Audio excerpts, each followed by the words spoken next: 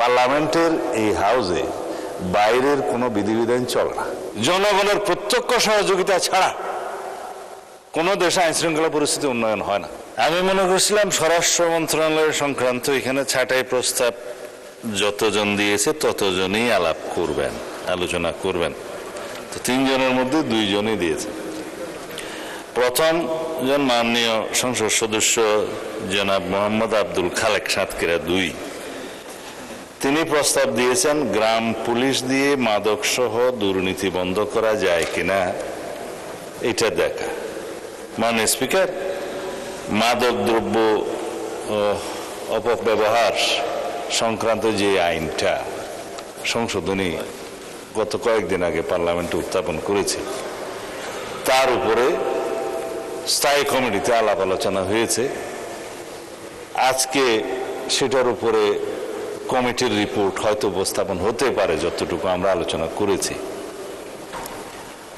আজকে যেহেতু 30 তারিখের পরে পার্লামেন্ট সেশন কয়েকদিনের জন্য বন্ধ হবে, সেই জন্য মনে হয় না সেটা আজকে আমরা বিবেচনার্থে গ্রহণ করার জন্য উত্থাপন করতে পারবো কিনা। তবে জুয়া প্রতিরোধ আইনটা বিবেচনার্থে গ্রহণ করার জন্য আজকে অর্ডার অফ দি ডেতে আপনি রেখেছেন। আশা করি সেটা আজকে আমরা বিরোধী দলের সহযোগিতায় পাশ করতেও পারবো হয়তোবা। আইন শৃঙ্খলা পরিস্থিতি উন্নয়নের জন্য, যেহেতু দেশের শান্তি শৃঙ্খলা, আইন শৃঙ্খলা পরিস্থিতি যদি উন্নত থাকে তাহলে উন্নয়ন, অগ্রগতি, স্থিতিশীলতা, শান্তি সবকিছুই বজায় থাকে। বেসড অন দ্যাট, সেজন্য আমাদের মাননীয় প্রধানমন্ত্রী এই বাজেট যখন আমরা ক্যাবিনেটে অ্যাপ্রুভাল দেই, প্রথাগতভাবে যেদিন বাজেট উপস্থাপন করা হয় সেদিন তিনি নিজে জিজ্ঞেস করেছেন বাজেট বরাদ্দ একটু বলেন আবার কত বৃদ্ধি হলো না কেন।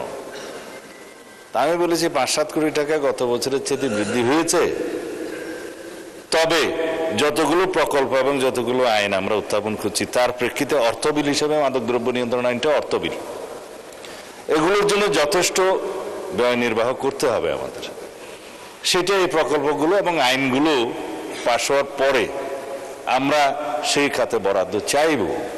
মাননীয় অর্থমন্ত্রী হয়তো দয়া করে যেগুলো থোক বরাদ্দ রেখেছেন ওখান থেকে প্রকল্প ওয়াইজ বরাদ্দ দিবেন।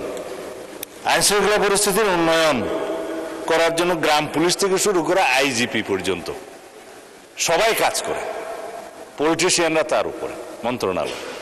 কিন্তু জনগণের প্রত্যক্ষ সহযোগিতা ছাড়া কোনো দেশে আইন শৃঙ্খলা পরিস্থিতি উন্নয়ন হয় না। সেই জন্য সামাজিক মোটিভেশন দরকার, রাজনৈতিক দলগুলো সেরকম সচেতনতা বৃদ্ধির জন্য কাজ করা দরকার।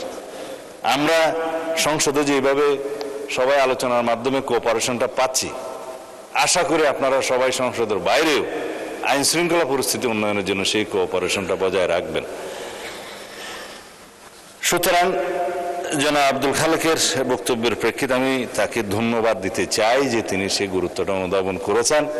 গ্রাম পুলিশ থেকে শুরু করে সর্বস্তরের মানুষ এবং শৃঙ্খলা বাহিনী সবাই মাদক সহ দুর্নীতি এবং জুয়া ইত্যাদি সামাজিক অপরাধগুলো দমনে কার্যকর ব্যবস্থা গ্রহণ করবেন, সহযোগিতা করবেন। মাননীয় সদস্য জনাব রুমিন ফরহানা, এখানে জনাব বলে ফেললাম, জেনারেল ক্লজেস অ্যাক্ট অনুসারে আর কি, সি ইনক্লুডস হি, লয়ারদের ভাষায় আর কি। আমি মাননীয় সদস্য সিনিয়র অ্যাডভোকেট জনাব জায়নাল আবেদিনের সাথে একটু ডিফার করতে চাই। পার্লামেন্টের এই হাউসে বাইরের কোনো বিধিবিধান চলে না, এটা রুলস অফ প্রসিডিউর অনুসারে চলে। এটা সংবিধানে হাউসকে সেই ক্ষমতা দেয়া হয়েছে রুলস অফ প্রসিডিউর প্রণয়নের জন্য। এইখানে নিষেধাজ্ঞা দেয়া নাই যে কোন পোশাক পরিহিত অবস্থায় এখানে ঢুকা যাবে না বা ঢুকা যাবে। তো সুতরাং তার এভরি লিবার্টি আছে সেই ড্রেসটা বা ইয়েটা পরার জন্য। হ্যাঁ, সুপ্রিম কোর্ট জুডিশিয়ারিতে তার নিজের মতো করে রুলস প্রণয়নের অধিকার আছে, সেটা ওখানে থাকবে। But the separation of power theory অনুসারে লেজিসলেচার এবং জুডিশিয়ারি একটা আরেকটাকে ওভারল্যাপিং বা কোনো ডিকটেট করতে পারে না। তাই আমি প্র্যাকটিসিং লয়ার না, সেই জন্য আমি বোধহয় একটু জুরিসডিকশন ক্রস করে ফেললাম আর কি। শোভন পোশাক পরাটা ভালো, এটা অতীব শোভন পোশাক।